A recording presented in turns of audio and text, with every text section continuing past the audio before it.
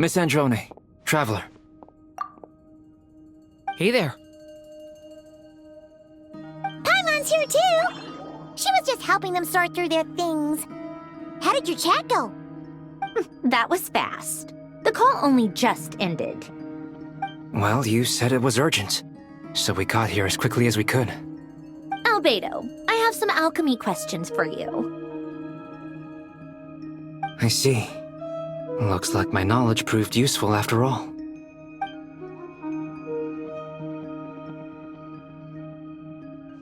If I might ask, what is the end goal for the modified formula you'll be using? I needed to predict the future of the entire world. But I've run into some teething issues since trying to implement Renee's theory of the four Orthants.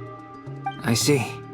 I'll have a look at it. Still, computing power is the real issue here. How do you plan to solve it?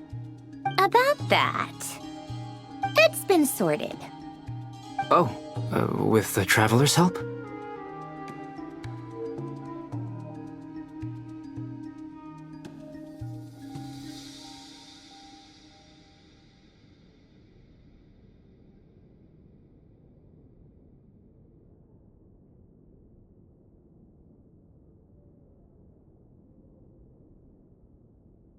Actually, you're not wrong. He found the person with the solution. Was it Hat Guy? Yeah, it was him. Wow! Go Hat Guy! Seems like all that time studying at the academia is paying off big time. But where is he? Wasn't he the one who asked Albedo and I to come here? Come with me.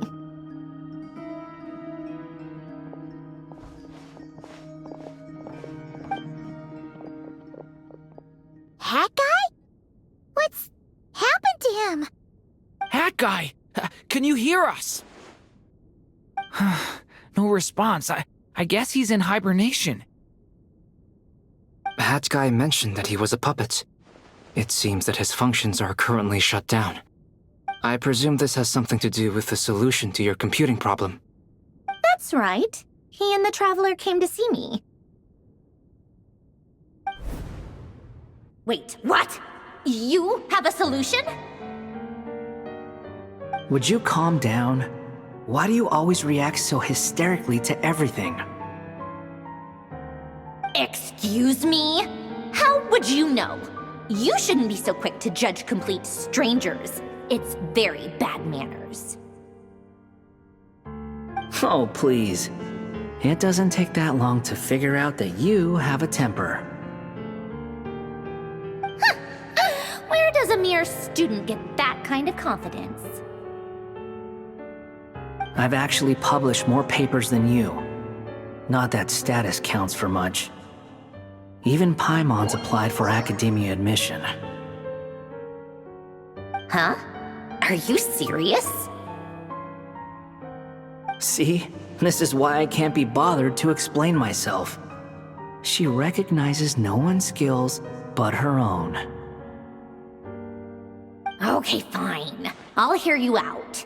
So, tell me, how do you propose to solve my computing power problem? This world itself is constantly processing all kinds of information. If it's the world's future you're trying to calculate, you need a processing device that's designed to cope with that volume. Easier said than done. Only Irminsul can handle that kind of... Wait, is that what you're suggesting? But surely we can't just plug my formula directly into the ley lines. You should be able to tell that I'm not human, right? Yeah, I noticed. The technology, though, seems pretty ancient. Very different from Fontaine's. It's a completely different system. Conrian, to be precise. I'm what they would have called a puppet. Puppets need an energy source and processing power. The artisans who built them sought out the materials most suited for that purpose. You? Do you mean... The Traveler and I have talked it over. He's willing to vouch for you. So, I'll allow you to borrow my core for your calculations. It was built using wood from a silver white tree, which makes it a small part of Irminsul. Conrian technology and Irminsul wood. Who in the world could have built you? Are you sure about this? A puppet without its core will cease functioning completely. And if it's left in that state for too long, it might not recover. You could die if you do this. You do realize that, don't you? I can put 2 and 2 together, yes. No need to rub it in. I won't lie to you. This has never been done before. I cannot guarantee your safety. Doesn't matter. I'm prepared for the worst. Did you two actually talk this through? Is he... Are we really considering this? Yes, we discussed it. The bottom line is, he trusts me, and I trust you. Let's give it a shot, shall we? Honestly, I have no clue where this kid even came from. But for whatever reason, he lent me his core to use in my formula. I'm very close to finishing my calculations now, and the core is currently in use. So I'm sorry, but I can only show you a sketch right now. This is what the core looks like. A silver white branch. It certainly matches the legends told about Irminsul. Is Hat Guy gonna be okay? He's not gonna die, right? Right? In theory, he should be fine. As long as we put his core back in time. Beyond that, all I can say is that I'll try my best to avoid risk and make sure the core doesn't sustain any damage. I think I know why you called us here now. Someone needs to watch over his body and make sure it's protected until the process completes. Correct. He said that the only ones he trusts here are you two, and the Traveler. And the Traveler will have other work to do. He will have our undivided attention. Aw, Hat Guy. On a more positive note, things are progressing steadily on my end. I'll call everyone in for a meeting once the results are out.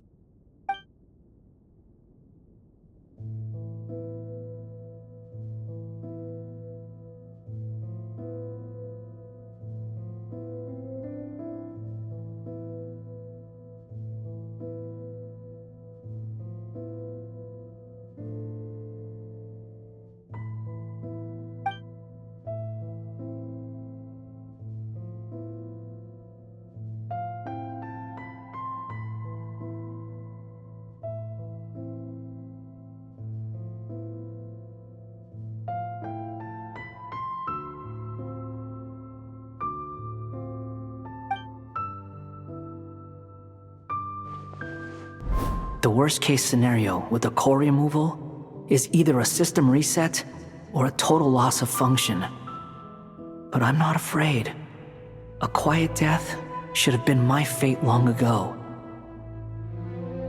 A core is completely different from a heart. It's like another vital organ entirely. I never believed it could be a true replacement for what I sought.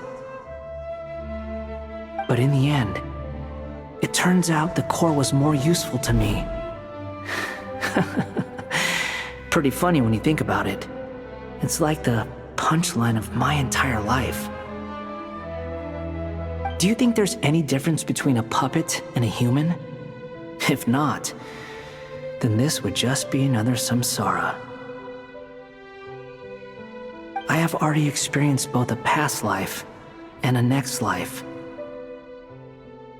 Part of me wonders whether I'm only capable of making this decision because I've become a real human. What's with that expression? Isn't this a good thing? Sanjoni will succeed, won't she? She has to. She will. We all have to persevere until this is over. That's right. And I'll protect you all until a moment of victory arrives.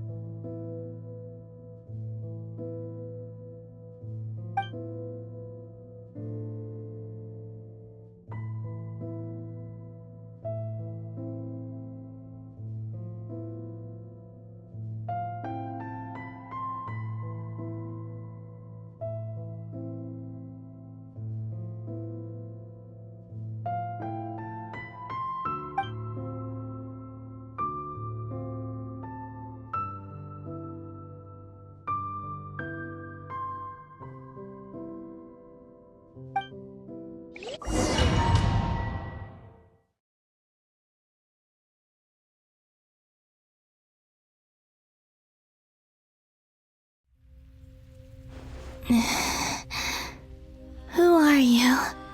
Call me Sonnet. You have the same power as Canon. Sonnet. So, you're the goddess of the iridescent moon? Oh, goodness! You recognize me? Well then, what's your name? Columbina. Columbina Hyposelenia. Hyposelenia? What a lovely name. Did you choose it yourself? It was a joint effort between me and my friends. Friends? You mean your friends in the heavens? Huh? Oh, sorry. You must be exhausted. I apologize. Hang in there. Let me introduce you to my older sisters.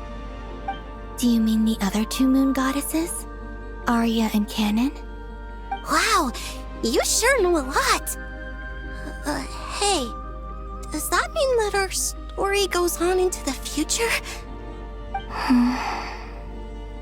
Oh, I guess that wasn't the best question to ask. It's alright. We were prepared for that possibility. You could say we were too prepared. I can't even remember how long my sisters and I have been here by this point. When did you get here? How long has it been? I can't say for sure, but it feels like it's been forever. I see. Are you feeling alright? You look a little unwell. I can hold out a while longer.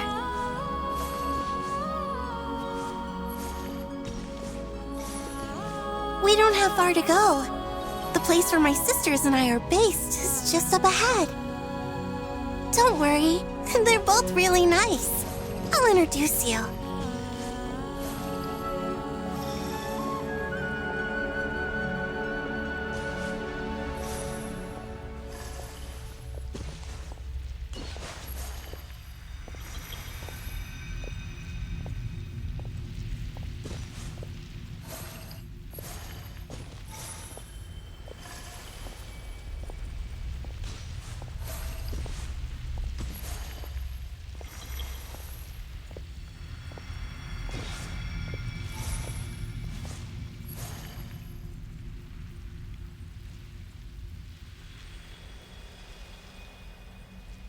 Sisters! I'm back! And look who I've brought with me!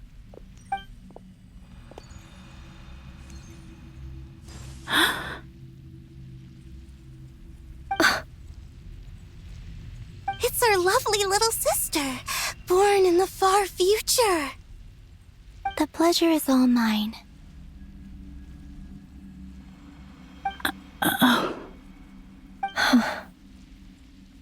Allow me to introduce you to Columbina Hyposelenia.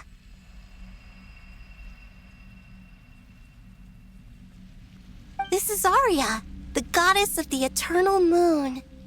And this is Canon, goddess of the Frost Moon.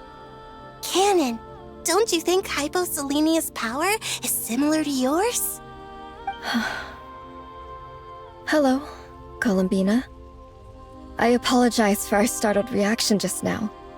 And please, forgive our little sister if she's been annoying you. She tends to talk a lot. It's fine. You seem shy. Don't worry, Columbina Hyposelenia. No one can hurt you here. Could you tell me where here is? Please. I must know.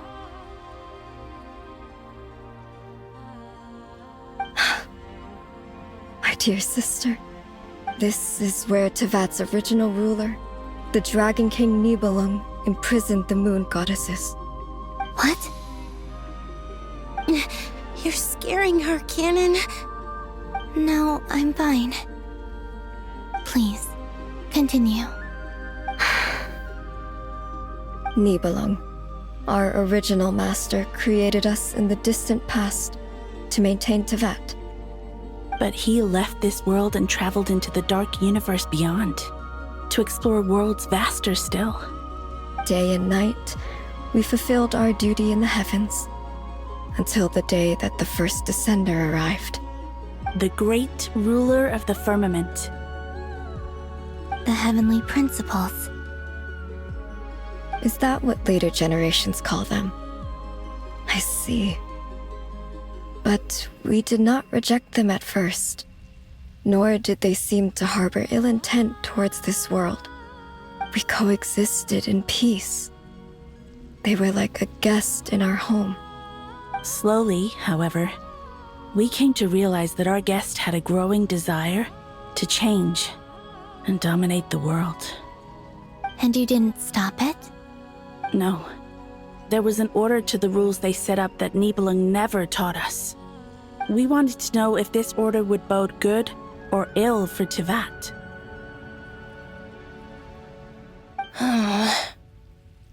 All right. Canon and I wanted to know. Sonnet was against it from the outset. Later, we discovered that this great ruler of the firmament bore an almost paranoid hostility toward the desire of certain life forms to seek power. Or perhaps they feared them. They would even cast down celestial nails as manifestations of their power, to punish the civilizations of the world below. Only this was far beyond mere punishment. Right. Their rules brought order, but the price people paid for merely testing the limits of those rules was far too great. I did everything in my power to help the punished escape catastrophe, but still, too many lives were lost. The ancestors of the Frost Moon Scions were some of the ones you helped. But just when we had decided to take countermeasures, the Dragon King, Nibelung, returned. And so began the War of Funerary Flame. So, that's the name the world gave that war in the future. Well, who won in the end?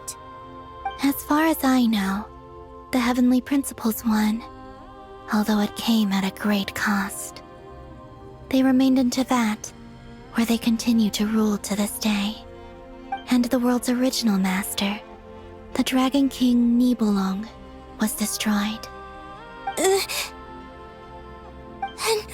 what of the moons? Are there still 3 moons in Tevat's skies? You can tell us the truth, Columbina. We know we are but remnants of a bygone age. We are prepared for the answer. Only the Frost Moon remains. But it has been cast beyond the false firmament by the Heavenly Principles. The eternal and iridescent moons were both shattered during the war.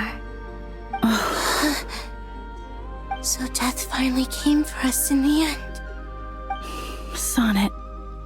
But you're still here, aren't you? A moon goddess cannot live without her moon, Columbina. She's right. That's why I began to disappear. Because the frost moon is cut off by the false sky. How much worse it would have been if it were outright destroyed. Our souls may endure within this lunar palace, but if our moons are destroyed, then we shall disappear the moment we depart from it. I'm sorry. There's no need to apologize to us, dear sister. If anything, we owe the world an apology. If only we'd decided to act sooner, rather than arguing amongst ourselves. all the more reason not to spend this time in regret and repentance. Instead, we should focus our efforts on how we might help our future sister. Sorry? Don't you see, Columbina, your story is not yet over. Is that not why you are here?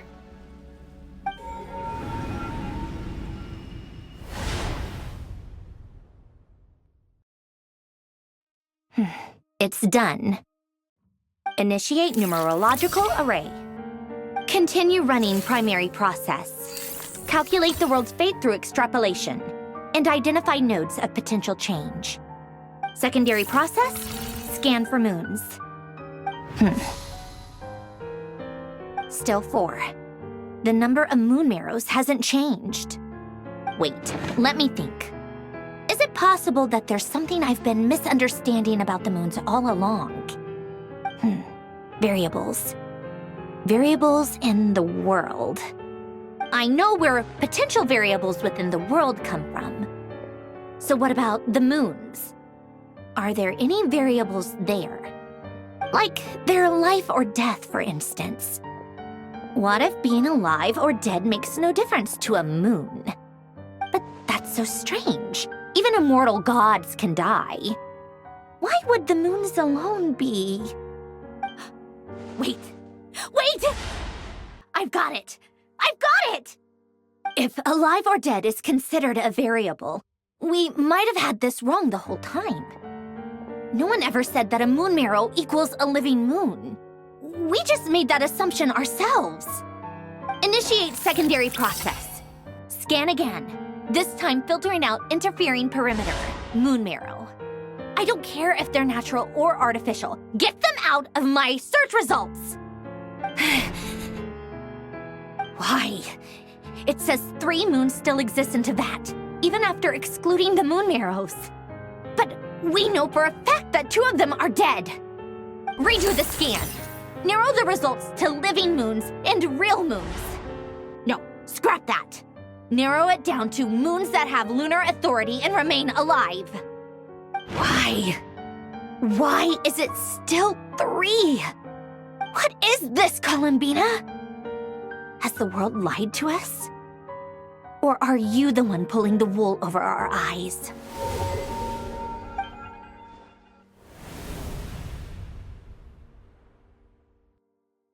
So, you think that the moon's reflection might be where Nibelung imprisoned the 3 moon sisters? Yes, it would explain a lot, such as why that space would respond to a moon goddess's power, opening the moon gate at her command. It would also explain why Miss Columbina has been unable to leave, and why time flows in reverse there. In the messages she sent, Columbina promised us she'd find a way to return. But we have no way of knowing how, when, or where this might happen. The fact that she still has yet to reappear in this world indicates that returning from that place is no easy feat. We cannot afford to simply wait for her.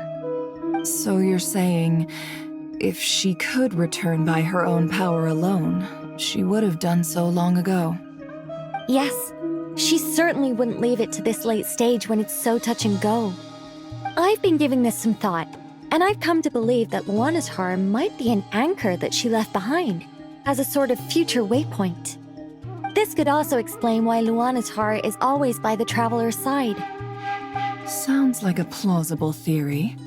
If that's the case, there must be some criteria we need to fulfill to allow Columbina to return to the present. The question is, what could they be?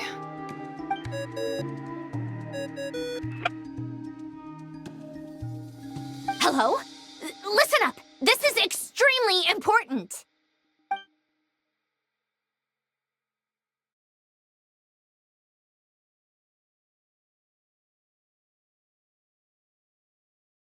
Not only is Columbina alive, but she may well exist in a form unimaginable to us. I'm still unclear on the details, but she's done something truly inconceivable in the past.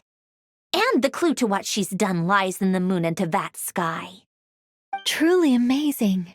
Oh, I'm so delighted for her. I'm sure we all feel the same. And I'm sure Columbina is ready to get back here and fight by our side.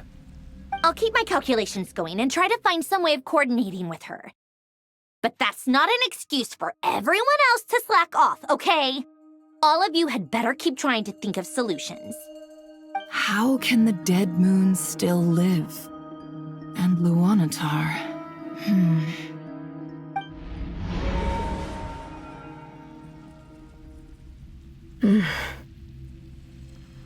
It's hard to believe that's what will happen in the distant future.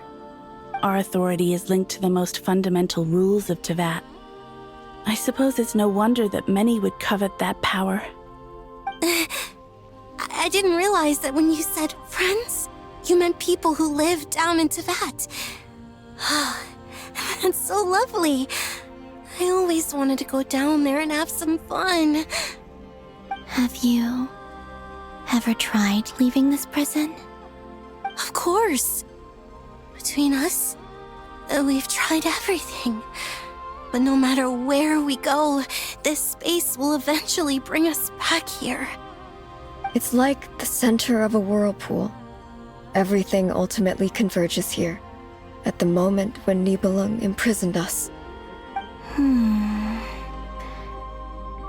that case, have you tried using any of those pathways that connect this space to the real world? Sorry? What are those? They're passages through which you can make small-scale changes to reality by using Kuvaki. Or am I the only one who can use those passages? Because part of my soul remains in reality. Kuvaki. What is that? You don't know? It's a unique kind of elemental energy found only in Nodcry, the land from which the moons arose. Oh. Well, it's true that the moons first rose up from the part of Tevat you say is called Nodcry. But there is no difference in the elemental energy between there and anywhere else. What? Could you show us some of this Kuvaki hyposelenia? Maybe if we see it, it'll make more sense. Okay.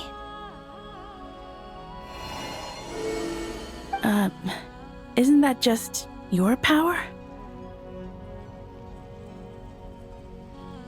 What? But it's everywhere in Nodcry. In the air, in the land.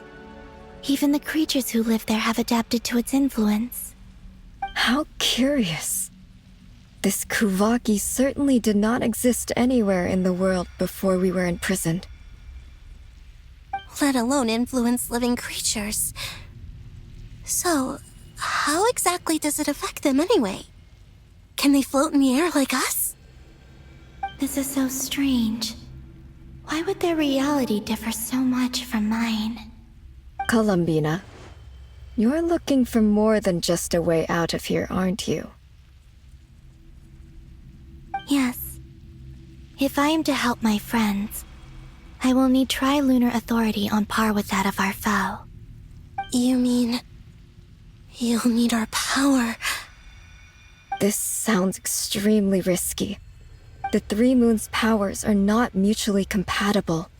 Concentrating them into one goddess will be a very painful process. And if anything goes wrong, it could tear you to pieces. I know.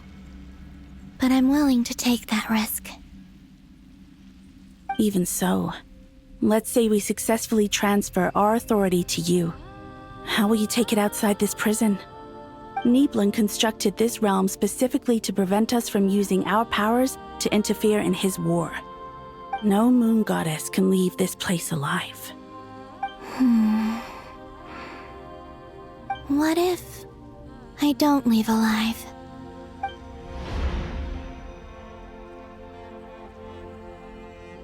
Where do we even start? How are we supposed to figure out what we're meant to do to help Columbina?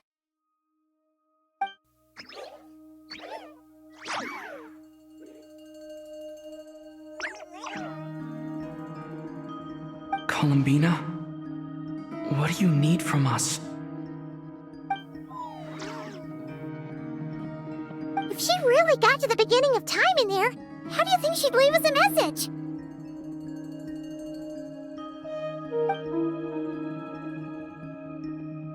You don't think she'd write it down on a stone tablet somewhere in the hopes that we'd find it, do you? Seems unlikely. Columbina may not talk a lot, but she thinks deeply about issues like this. Let's review what we know. This is the Columbina who fought alongside us against the Rahir of Solnari, and with whom we celebrated Moon Prayer Night. She knows our personalities, our ways of doing things, even our unique strengths and abilities. So, if she wanted to tell us something from a long, long time ago, what would she do? Oh.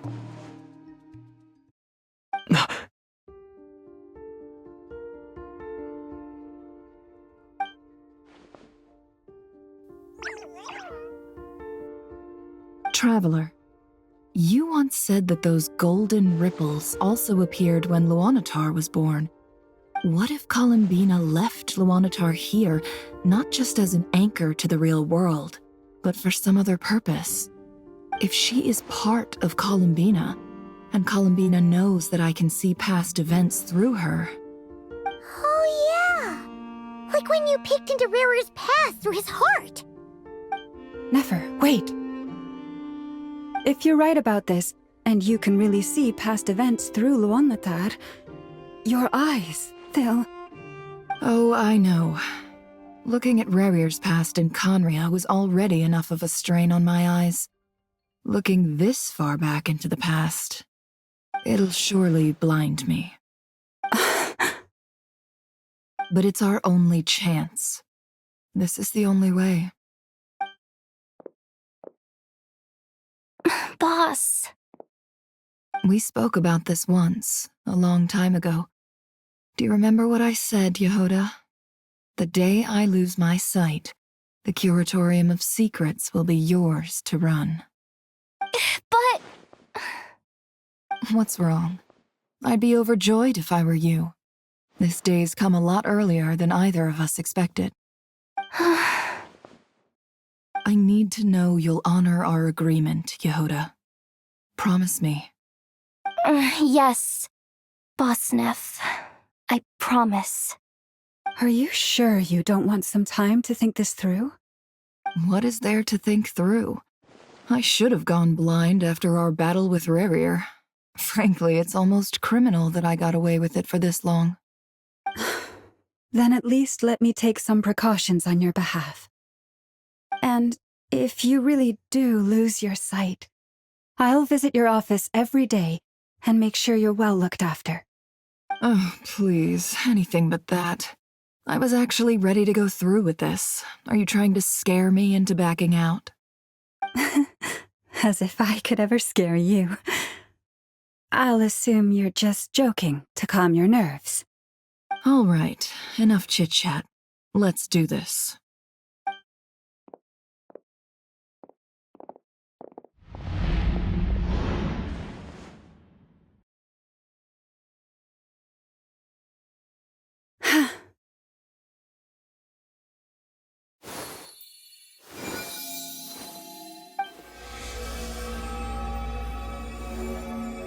All done. Good. Now give me some space.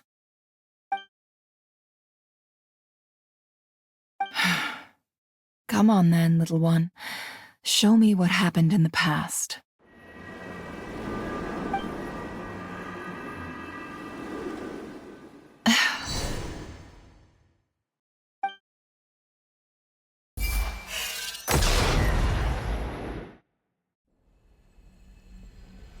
Between the Trilunar Authority, Kuvaki, and the soul-surviving moon, the Frost Moon, I think I might know how to get back.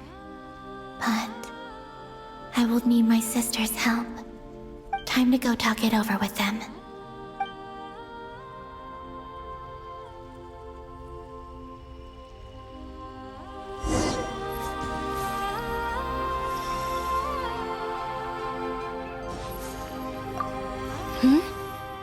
Have you decided what to do?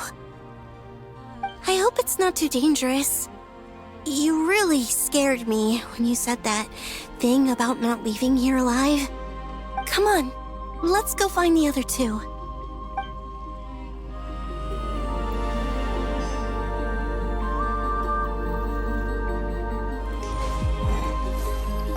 It seems you have reached a decision. I'm all ears. What do you propose?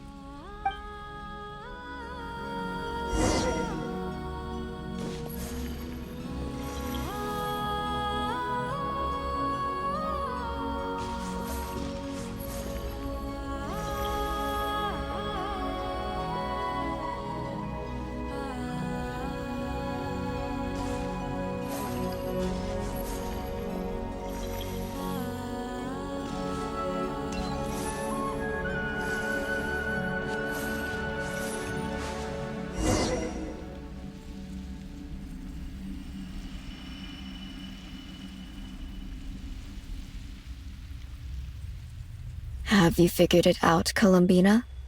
Tell us, how do you plan to leave this place? I intend to die here, in this moment, and then be reborn in the future with the help of my friends. What? What are you saying? How can the dead be reborn? And how will you inform these future friends of your plans? You can't exactly leave oracles. Nothing can escape this place. Not a single ray of moonlight. And even if you found a way, what if they never find the message you left for them? You'll... No, that won't happen. Come again? They will find my message. I'm sure of it. I'm not following. How exactly will you achieve this? It's quite simple, really. First, I will leave my soul here.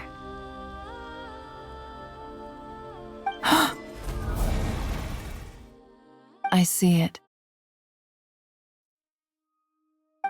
Your soul? You mean your divinity? Yes. I once left a portion of my soul in the future. One so small that this prison barely noticed anything. In this very moment, she can resonate with my soul across time.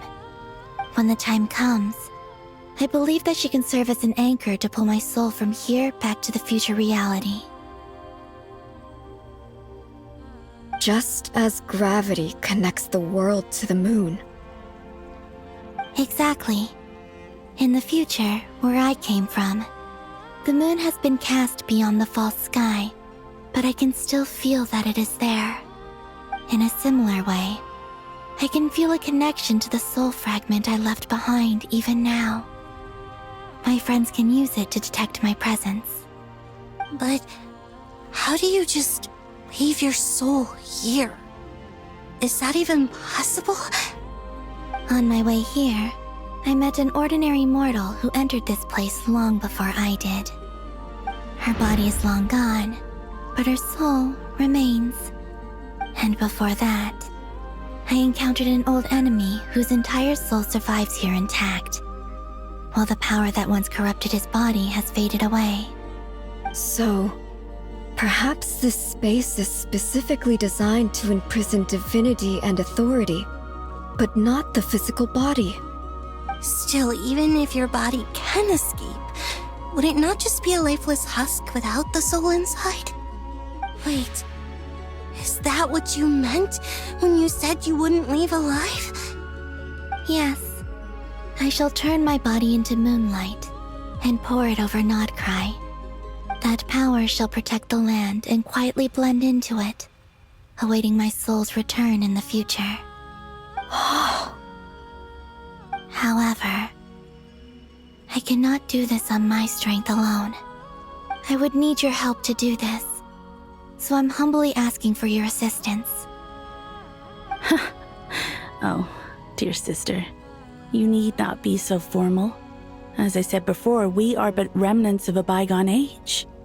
You, on the other hand, were born alone in that distant future, and you have walked a long and lonesome road since then.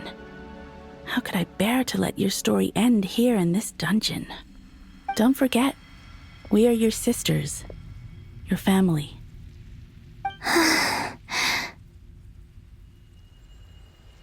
Arya's right. Actually, I've always wanted a little sister. Can you imagine how it's been for me? Getting nagged by 2 older sisters all the time. Now, I finally get to be the big sis. And not just that, but I get to help you return to your world, too. How could I say no to that? Sonnet. Canon?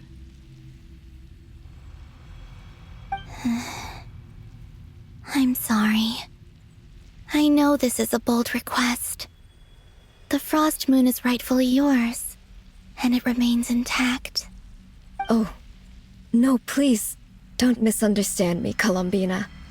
I was just thinking back on the years that the 3 of us once spent together. You cannot imagine how happy I am to hear of the future world you describe. The Frost Moon Scions, your lovely, kindly friends. For the 3 of us, whose purpose in life was to maintain the peace in Tibet, it is a great relief to know that the people of this world live in such an abundant future. If your plan can save them, and save not cry, I will gladly give you all that I can. Besides, the 3 of us have been together since the day we were born. I could never abandon them to live on alone without them. Canon. Still, I do have one question I would like to ask you before we proceed. Certainly. What is it? Why do you cover your eyes?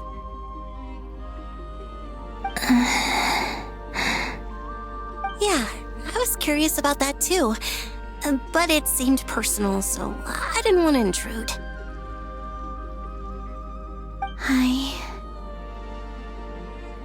There was a time when I refused to look upon the world. I believed it was full of nothing but lies and falsehoods. I wished to hide my feelings, seal my heart, until I could return to my true home. I see. Perhaps that decision saved you from ever having to see the false sky again. But at the same time, you likely missed out on many true and precious things, like the smiles on your friends' faces. Promise me this, Columbina. When you return to the future, open your eyes, take a look at the world around you, and see your friends. I'm sure that you know this already, given that you long to return, but that is your true home. Give me your hand, Columbina. Arya, Sonnet, you too. Okay. All right.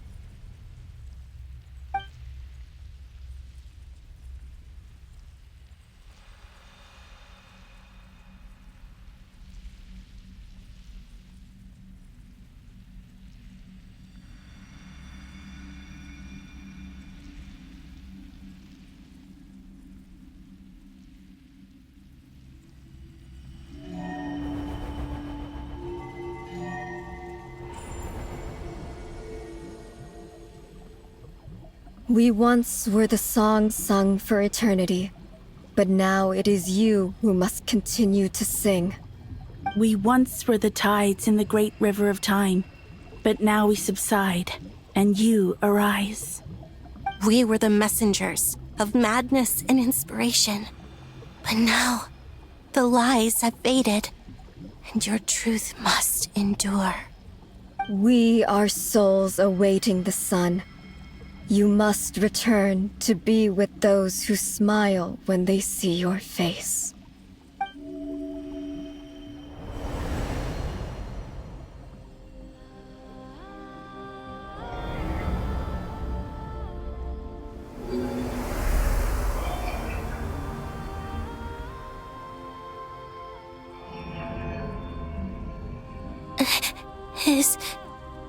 Is it done?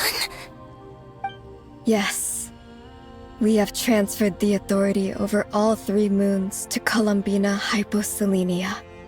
From this moment on, she is the Tri-Lune Goddess, the one and only moon goddess of this world.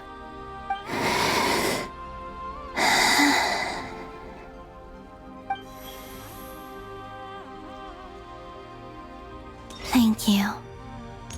Thank you, my sisters. Now go, and do what you believe is right, Columbina Hyposelenia.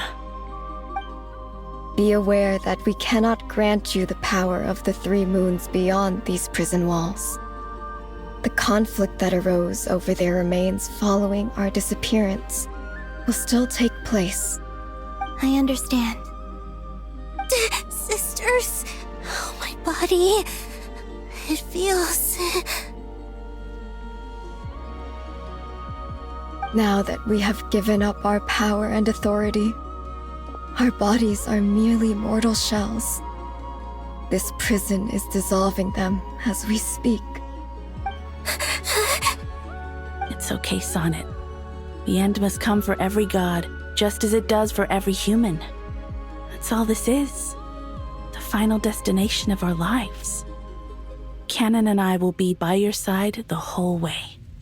We have one final request, Columbina. Could you use the 3 moons' power to send us back into the real world? Now that we have lost our powers, I doubt this space will seek to hold us further. It's just... we would like to spend our final moments together in the only place we ever called home. Of course. Gladly.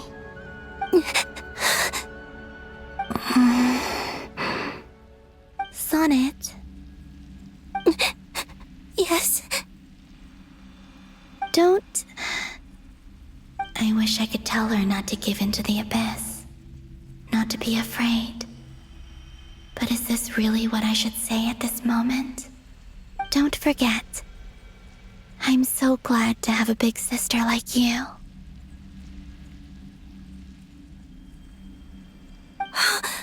No, Hypo. Thank you. I'm okay. I'm not afraid. As long as my sisters are with me, I won't be afraid.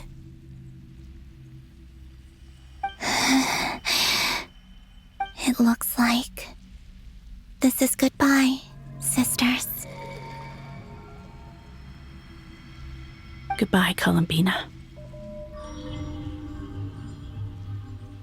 Take care of this world in our stead. I will.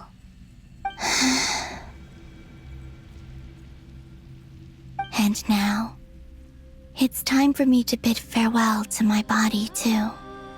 May it become the moonlight that keeps Nodcry company through the long years ahead.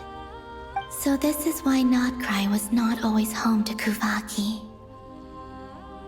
It only appeared after I poured my body out upon this land, and only this land. Kuvaki responds to me because it is me, my body, answering the call of my soul. And the golden energy I've encountered on my way here was, in fact, that very soul, which I am about to leave here to guide me. O power Tri-Lune, eternal moonlight. I, Columbina Hyposolenia, lay aside my body. Let it be cast into the dark night to illuminate the future. May it be a companion to all who dwell beneath the moon.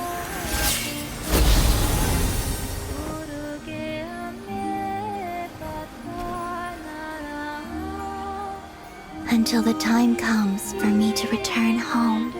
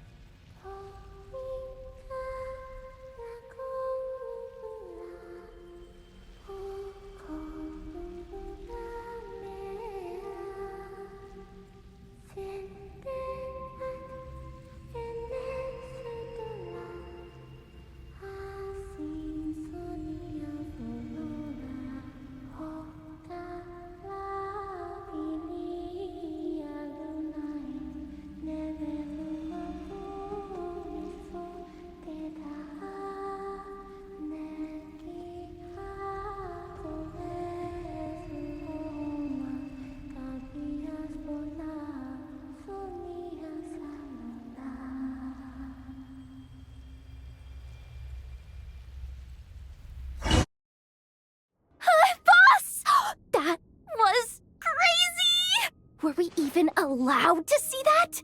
Is anyone? Oh, can you still see? How many fingers am I holding up?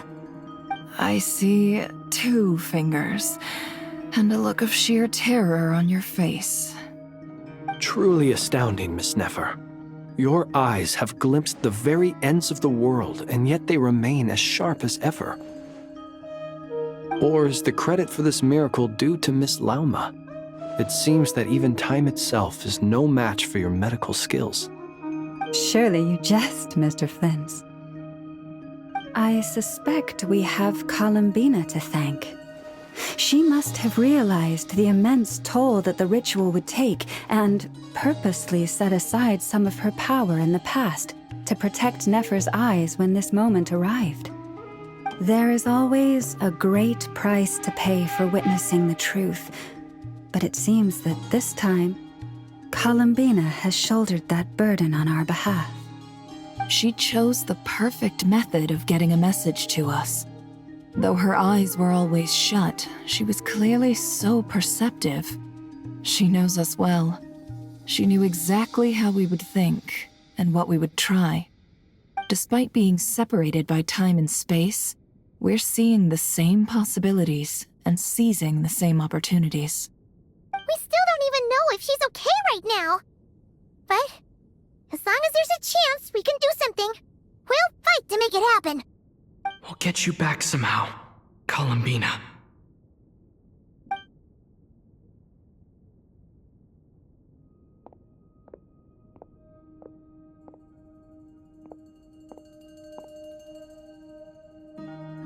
Well, based on the information we now have, let's figure out our next moves. Thanks to these gentlemen, we have a much clearer picture of the situation with Dottore. The civilian population has been moved to safety, so we no longer need to hold back. Miss Androne, how are the calculations going? So far, so good. I'll keep seeing how far I can push the system, though. Can't have Hatman being powered down for nothing. There's still a long road ahead. Where should we begin?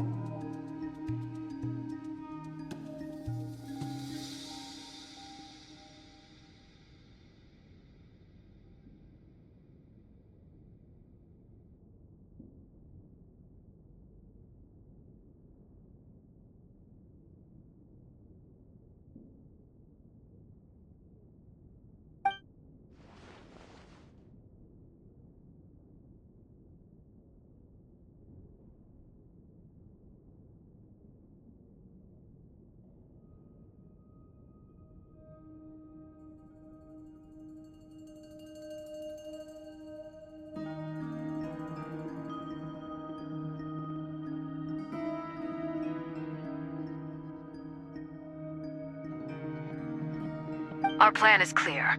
Time is short, so let's get moving. There's just never enough time, is there? Time is the bane of my existence. Ugh. Anyway, I'm gonna get back to work. All right, we'll do our part too. Yeah.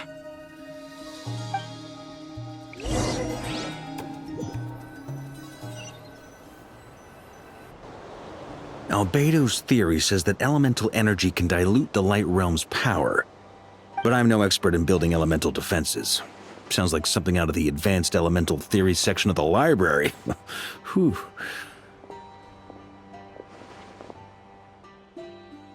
You seem quite troubled. Well, yeah. I mean, who doesn't get a little flustered when they're completely out of their depth? You were the very picture of confidence back when you approached the Hexen Circle. Yeah, I could have been faking it through that whole meeting for all you know. Who's to say I'm not just a ball of nerves in a charming and gregarious package? Oh gosh, really? I'm so sorry, I had no idea. Well, you're all the braver for it. Still, I was much more in my comfort zone than I am here. At least in Mondstadt, you can cry for help from a cliff top and actually stand a chance of summoning Barbados himself. Things have never looked bleaker than they do now. If we don't pull this off, Tevat's doomed, isn't it? Oh, you think so? Actually, yes. Yes, it probably is. It's a shame. Don't put too much pressure on yourself. Tevat has faced annihilation many times in the past, but it also gave us you, didn't it? Hey, don't give me that. It's not like I'm anyone special. I disagree. Every human born in this world is special. We angels have always believed that. In that case, this humble human being has a big favor to ask of you. I thought you might say that. I'm sure Alice, in her great wisdom, sent you here precisely to help us in this difficult time, yes? Well, that has less to do with her wisdom, and more to do with my power. Of course, of course. Well, the thing is, these elemental defenses we're about to build, I don't think it's a question of if they'll fail, but when. Durin's findings from his patrols make it clear that Dottore is constantly expanding his territory.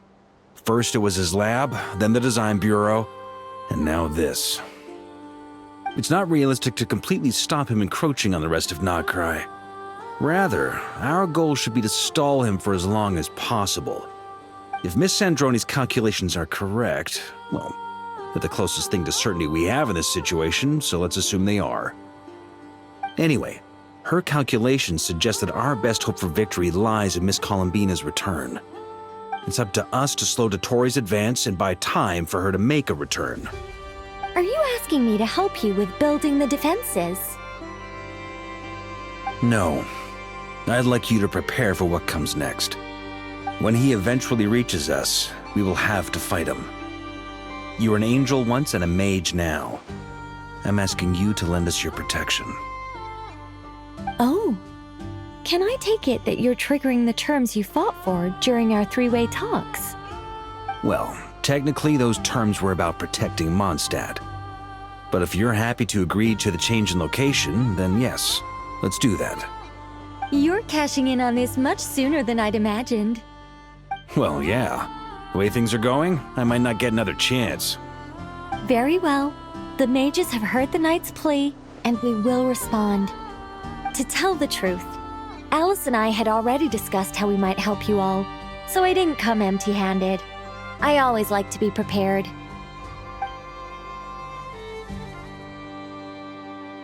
This is... wow. Yeah. This is great. Seriously, thank you. It's been many long years since I had a chance to dazzle humanity with a little divine intervention. To humbly serve as a reliable and responsible guide. Anyway, Knight of Boreas, please accept this gift in recognition of your great virtue. Go now. May the angel's blessing deliver you safely to your destination.